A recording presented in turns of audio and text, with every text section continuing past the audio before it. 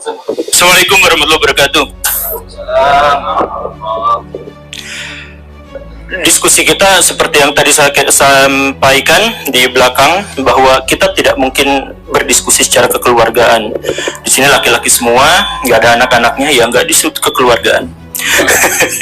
Tapi gini, saya ingin menegaskan bahwa polemik nasab ini, kebanyakan yang beredar di masyarakat itu adalah polemik tentang sentimen-sentimen, bukan polemik terkait dengan akademik. Jadi kalau misalkan kita mau jujur, dari jutaan orang di Indonesia yang sekarang berdebat, berdiskusi, saling menghujat satu sama lain terkait dengan nasab, berapa orang di antara mereka yang mampu mengakses kitab-kitabnya Kiai Imad dan mengakses kitab-kitabnya Robito Alawiyah? Sedikit sekali. Jadi yang benar-benar berdiskusi terkait dengan masalah-masalah akademik dan ilmiah itu jumlahnya sangat sedikit. Yang paling banyak itu adalah masalah-masalah yang berupa sentimen-sentimen. Ada sentimen kesukuan, sentimen keagamaan, sentimen golongan, dan lain sebagainya. Dan ini saya mohon maaf kepada pihak Robito Alawiyah ketika kemarin-kemarin bikin narasi, atau beberapa di antara pihak dari Robito Alawiyah atau kalangan Habib itu mengeluarkan sebuah narasi bahwa ini adu domba, bahwa sentimen-sentimen ini adalah ada pihak tertentu yang melakukan adu domba dan sebagainya. Ya tentu saja ada di antara mereka mungkin yang memanfaatkan situasi, tetapi masalah yang paling utamanya itu adalah, ayo kita introspeksi sama-sama bahwa polemik ini tidak dimulai dari Kiai Imad. Gak ada yang akan mempedulikan pada tesis semacam itu, karena masyarakat kita hanya 0,001 saja yang biasa membaca, dan jumlahnya menjadi semakin sedikit ketika yang bahan bacaannya itu adalah terkait dengan polemik nasab. Itu sedikit sekali. Yang Kiai Imad jangan dipahami sebagai orang yang pertama kali memunculkan polemik, dan jangan dianggap sebagai orang yang mengadu domba antara orang-orang NU misalkan, antara orang-orang Islam, bukan. Tapi beliau itu adalah orang yang menjadi pionir dari studi akademis. Jadi polemik ini munculnya dari mana? Saya mohon maaf, dari orang-orang habaib. Coba misalkan saya berdiri, kamera tetap masuk ya. Saya ingin menyatakan seperti ini. Sebelum tahun 2000-an, habaib di Indonesia itu sudah ada. Orang-orang yang mengaku sebagai keturunan Nabi itu sudah ada. Dan profesi mereka sangat bervariasi. Status sosial mereka juga bervariasi. Ada dari tukang jualan parfum sampai menteri luar negeri. Indonesia punya yang levelnya habaib. Dan tidak ada kerusuhan, tidak ada polemik di antara itu semua. Yang tiba-tiba muncul adalah, saya mohon maaf ya, di awal reformasi muncul Pak Habib Rizik dengan FPI-nya. Pak Habib Rizik itu latarnya sebenarnya dari NU, tapi entah bagaimana ceritanya, di situ sudah mulai ada kisruh dengan NU yang lain. Ada FPI versus Banser. Kemudian ada kerusuhan, ada serangan di sini dan di sana dan sebagainya. Nah, ini memunculkan apa? Di antara kaum muslimin itu memunculkan satu pikiran bahwa saya tuh gak setuju dengan Habib Rizik, saya tuh gak setuju dengan gerakan-gerakannya yang radikal, saya tuh gak setuju ketika kaum muslimin terlibat dalam percekcokan yang begini dan begitu. Banyak di antara kaum muslimin yang tidak setuju itu, tapi kemudian apa? Mereka tidak berani melawan, tidak berani menentang, karena itu kan Habib. Ini kan keturunan Nabi. Jadi pada waktu itu ada dilema, ada polemik sebelum polemik itu menyeruak ke media, polemik di dalam hati kaum muslimin bahwa kami sebenarnya ingin menentang, ingin mengkoreksi pernyataan-pernyataan dari Pak Habib Rizik. Tapi kami gak berani karena itu adalah keturunan Nabi. Jadi di sini ada penghormatan yang sangat besar terhadap kaum muslimin, terhadap nabinya, terhadap junjungannya, tetapi di sisi lain ada orang yang mengklaim ini adalah keturunan Nabi dan kontroversial. Kita nggak bahas dulu soal apakah Pak Habib Rizik itu benar atau salah, kita nggak bahas itu.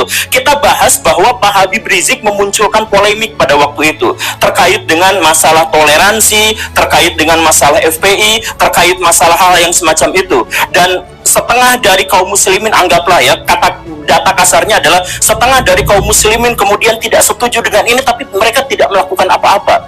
Ketidakberanian, takut kualat, ini keturunan Nabi. Dan kemudian ketika Pak Habib Rizik agak turun dengan cerita-cerita dan drama-drama di media massa itu, muncul sesuatu yang lebih besar. Pak Habib Bahar bin Smith melakukan persekusi dan kekerasan, intimidasi terhadap orang lain, lisan maupun perbuatan, dan itu direkam, dipublikasikan kepada media-media mainstream di Indonesia. Dampaknya apa? Balik lagi, ini mana ada keturunan Nabi seperti ini? Kami merasa malu, merasa jengkel, merasa takut, merasa terintimidasi. Saya harus katakan begini Baraya, kenapa yang datang ke diskusi ini cuman saya? Dan saya katakan, lebih dari setengah kolom komentar yang jumlahnya ribuan di satu video saya itu meminta saya untuk tidak hadir dalam acara ini. Kenapa? Saya mohon maaf, dalam konteks ini pihak Robito Alawiyah gagal untuk menyampaikan keamanannya kepada orang lain. Pihak orang-orang dari kalangan habaib gagal untuk menunjukkan bahwa kami itu baik, rahmatan lil alamin, soleh, tulus, ikhlas, baik hati, siap mentraktir. Gagal untuk menyampaikan itu ke publik, karena yang ditampilkan itu apa? Kekerasan atas nama habaib, bahwa kami itu boleh melakukan persekusi. Bahkan Pak Habib Bahar bin Smith di pengadilan, ketika beliau sedang diadili, kemudian ada saksi, dan kemudian beliau mengatakan, kamu tahu nggak siapa saya? Saya adalah keturunan Nabi. Kalau kakek saya begini, kamu tahu kakek saya seperti ini, kenapa kamu memberatkan? Kamu membuat kesaksian yang memberatkan pada saya. Itu kan sebenarnya menyakiti kaum muslimin. Karena ada orang yang melakukan kekerasan atas nama Nabi, diadili, tapi minta privilege. Siapa yang melakukan itu? Golongan habaib. Kalau misalkan kemudian tiba-tiba muncul bahwa kami sekarang sedang diadu domba antara kelompok ini dengan kelompok itu, bukan. Mungkin ada adu domba, tapi itu belakangan. Munculnya itu dari mana? Dari keresahan kaum muslimin, karena melihat di satu sisi kami mencintai, demi Allah kami mencintai Nabi, dan wujud dari kecintaan kami terhadap Nabi adalah kami tidak akan mau menisbatkan kekerasan, kejahatan, dan kontroversi terhadap orang-orang yang mengklaim dirinya sebagai keturunan Nabi. Kan masuk akal kan, begitu kan? Kecintaan terhadap Nabi adalah mensucikan beliau dari semua tindak tanduk yang mengangkangi syariah Islam. Nah, jadi permusuhannya sekali lagi ya, kita nggak bahas soal apakah Pak Habib Rizik itu benar atau salah, kita nggak bahas soal Pak Habib Bahar itu benar atau salah, kita nggak bahas itu. Kita membahas rasa takut dari kaum muslimin, rasa resah, rasa merasa terintimidasi. Karena di satu sisi, kaum muslimin sangat mencintai Nabi, tetapi di sisi lain, ada keresahan bahwa Nabi dikaitkan dengan tindakan-tindakan atau simbol-simbol dari kekerasan. Itu rasa sakit hati itu belum terobati sampai akhirnya muncul di video Pak Habib Bahar yang sangat kontroversial itu, kakinya diciumin oleh santri-santri yang ngantri jalan bebek. Coba rasakan betapa sakit hati dan marahnya kaum muslimin. Coba kita misalkan bisa melihat dari berbagai perspektif. Misalkan lihat orang-orang yang biasa orang Islam berdebat dengan orang Kristen, berdebat dengan apa, kan ramai sebenarnya di media sosial. Lihat perdebatan di antara mereka, dan orang-orang non-Muslim bawa-bawa itu. Tuh lihat, buah tidak pernah jatuh dari pohonnya. Sebagai penegasan, kalau Bahar melakukan kelakuan yang seperti itu, ya begitulah nabinya. Itu ejekan terhadap kaum muslimin dari orang-orang non-muslim, tapi orang-orang non-muslim pun tidak bisa disalahkan. Karena apa? Karena memang Pak Habib Bahar melakukan itu atas nama keturunan Nabi. Kemudian lihat misalkan kelompok-kelompok Islam yang lebih moderat atau yang lebih plural, mereka sakit hati melihat itu. Karena apa? Karena betapa feodalisme di antara kaum muslim masih terjadi. Ada orang yang diciumi kakinya. Kemudian kita melihat misalkan kelompok-kelompok yang lebih radikal atau kelompok-kelompok yang berpikir lebih fundamental. Katakanlah kelompok Salafi yang kita sebut sebagai Wahabi misalkan. Mereka marah, mereka sakit hati karena apa? Karena ada orang sujud di depan orang lain atas nama keturunan Nabi. Betapa sakitnya. Coba kita melihat kalangan nasionalis, Islam nasionalis sakit hati ketika melihat ada orang keturunan Yaman kemudian disujudi, diciumi kakinya oleh orang-orang pribumi pesek. Jadi dilihat dari konteks apapun, dalam perspektif apapun, ini benar-benar menyakiti kaum muslimin. Tapi kala itu kaum muslimin berpikir bahwa ya sudahlah, pasrah aja, kami sakit hati, kami marah, kami pengen sekali untuk mengajak orang ini ke dalam ajaran agama yang benar, katakanlah seperti itu. Ya tapi nggak bisa kan, dia Habib, dia kan keturunan Nabi. Jadi sebenarnya polemik ini bukan muncul gara-gara Kiai Imad, bukan muncul gara-gara dipopulerkan oleh saya, Guru Gembul, bukan. tapi ini adalah akumulasi dari kekesalan dan kemarahan kaum muslimin terhadap apa yang terjadi yang ditunjukkan oleh beberapa kalangan dari habaib, dari kalangan Ba'alawi. Jadi jangan dulu ada cerita bahwa intelijen masuk ke sini, ya mungkin itu belakangan. Jangan dulu cerita bahwa ini asing masuk ke sini, ya, jangan, belakangan aja dulu. Kita introspeksi. Karena kalau misalkan kita mau maju, kita harus cari solusi. Bagaimana cara kita menemukan solusi? Ketahui masalahnya. Bagaimana cara kita mengetahui masalahnya? Kita berani untuk introspeksi diri. Saya selalu menyatakan, mempopulerkan kepada orang lain, ayo kita introspeksi diri. Kaum muslimin, kenapa sekarang terpuruk? Kaum muslimin kenapa ketinggalan zaman? Karena setiap ada bagian dari kaum muslimin yang disakiti, kita salahin pihak lain. Ketika Indonesia tidak maju, apa yang dinarasikan? Oh, karena ini adalah konspirasi elit global, konspirasi Yahudi, ini Amerika Serikat yang keji dan sebagainya. Ya iya, katakanlah memang seperti itu. Tapi tidak ada seorang pun di antara kita yang gagal itu kemudian menyalahkan pihak lain. Kalau kita gagal dalam permainan sepak bola, kita nggak berhak untuk nyalahin pemain lain yang lebih bagus. Kalau misalkan kita melihat bahwa Indonesia sekarang carut-marut, jelek, terpuruk, tidak memiliki peradaban yang memadai, ketergantungan sama pihak asing, sama Cina, Amerika Serikat, dan sebagainya, introspeksi diri, mungkin kitalah yang salah. Bukan lalu kita menyalahkan pihak lain. Nah, termasuk juga dalam hal ini, Rabi'atul Alawiyah, kalau misalkan mau berbicara tentang polemik nasab ini, tolong pikirkan jangan, oh ini adalah gara-gara konspirasi, bukan.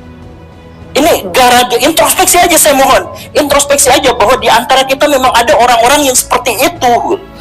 Dan ketika tesis Kiai Imad itu lahir, muncul, akhirnya mengemuka, sentimen-sentimen itu bertebaran di mana-mana. Anti komunis Yaman, imigran Yaman, ayo kita deportasi mereka dan lain sebagainya. Kenapa muncul sentimen-sentimen yang seperti itu?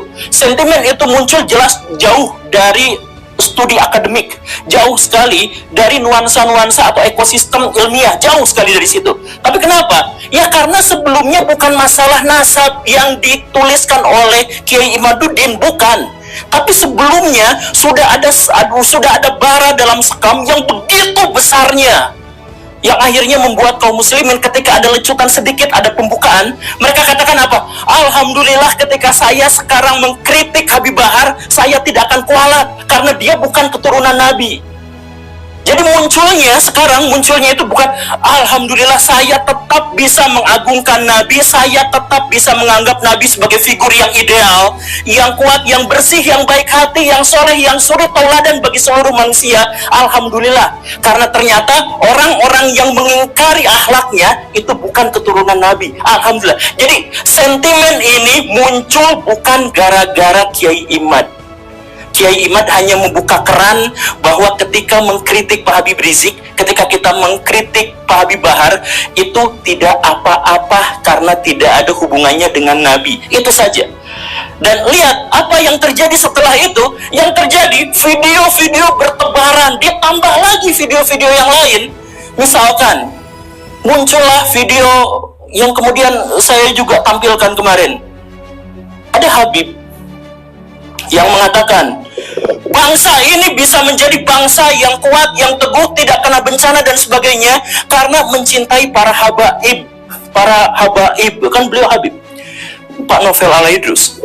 Kemudian dikatakan, siapa yang berani mengkritik, mengkoreksi Habib, maka dia seperti iblis. Itu pernyataan tekstual, harfiah, literalaksnya seperti itu. Jadi bayangkan, kaum muslimin makin marah dengan adanya video itu. Kenapa marah? Karena mereka mencintai Nabi. Kemarahan itu muncul karena mereka mencintai Nabi, dan di zaman Nabi diketahui secara persis bahwa Nabi tidak pernah anti kritik dan anti koreksi. Setiap ada musyawarah, para sahabat selalu bertanya, ya Rasulullah, apakah ini adalah wahyu ilahi atau ini adalah pendapat pribadi?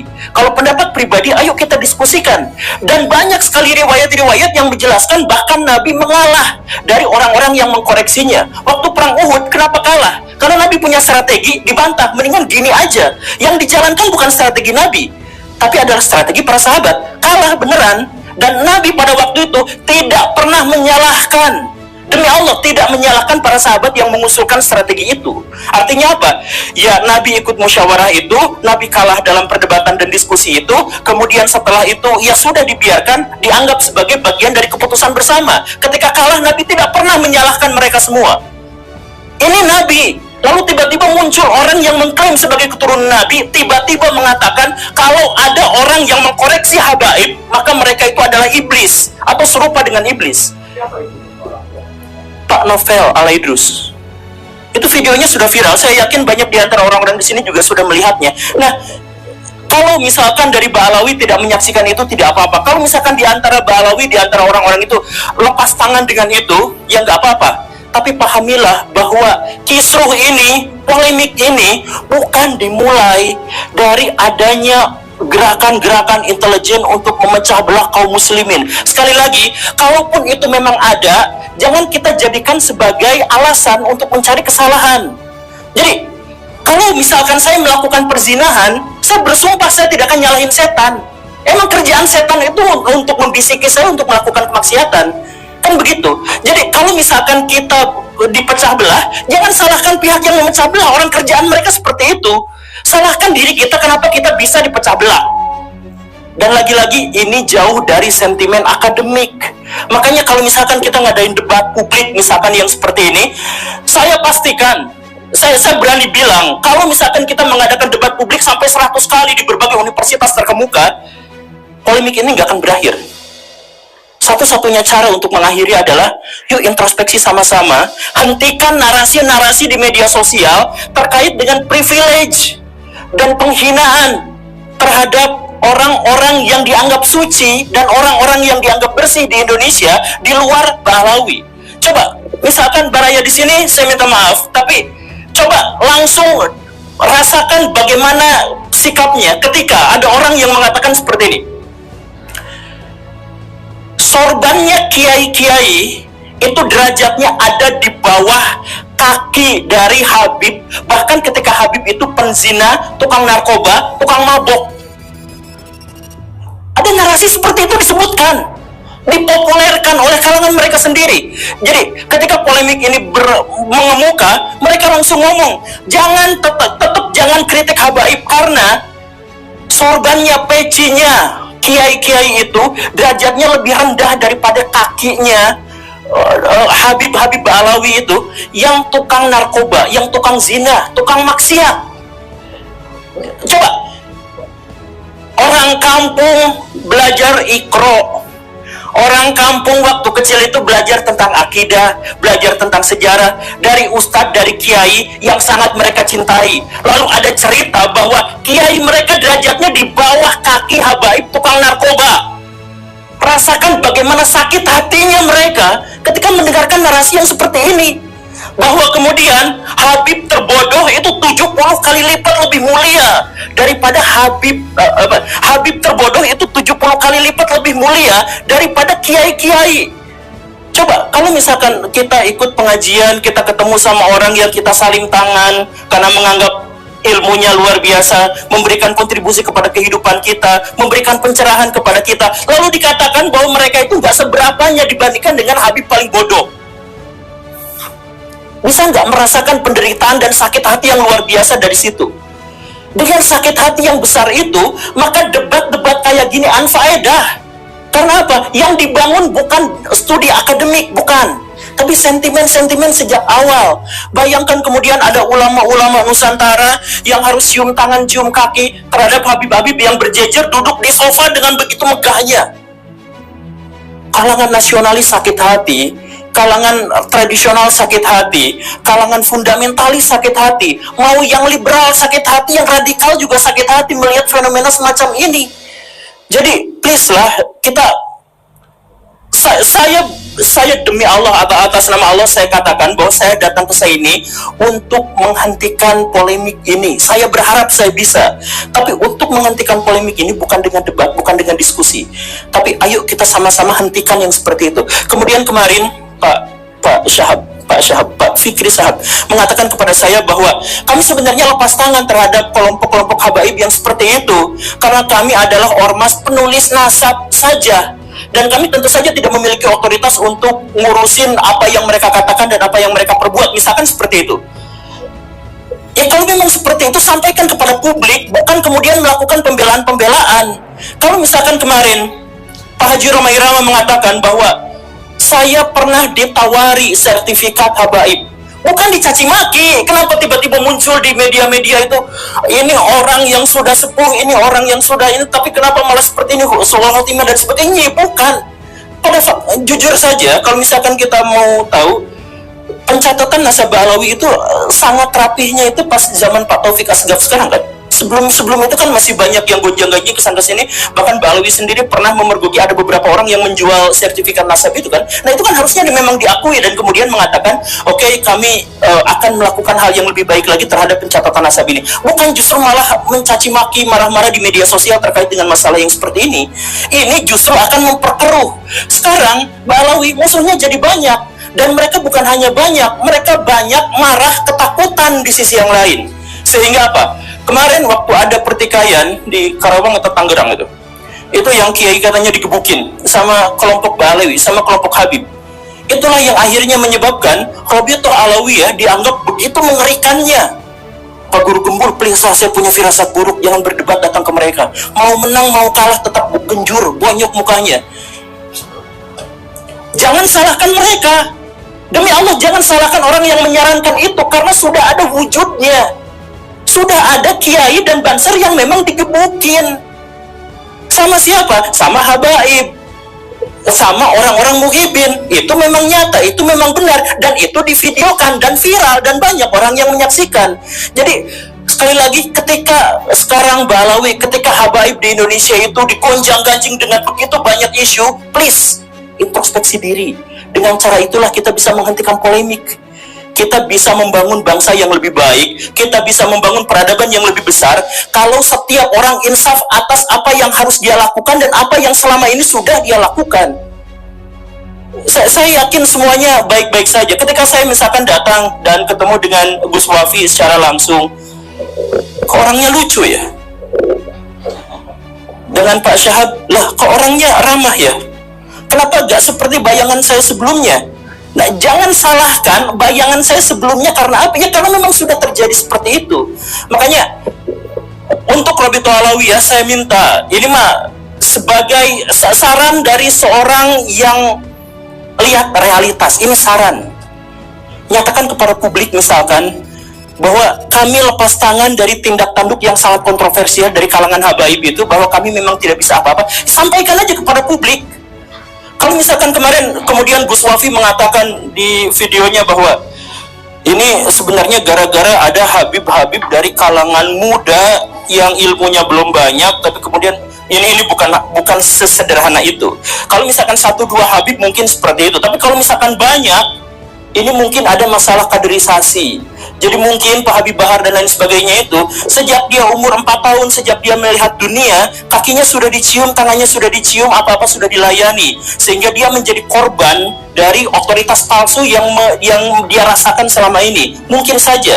Jadi kaderisasi dalam hal ini, kemudian pendidikan dalam hal ini, sejak awal mari kita perbaiki sama-sama. Sekali lagi ya, kritik saya ini di depan Robito ini bukan karena kebencian, bukan karena apa, tapi ayo kita perbaiki sama-sama agar polemik ini selesai.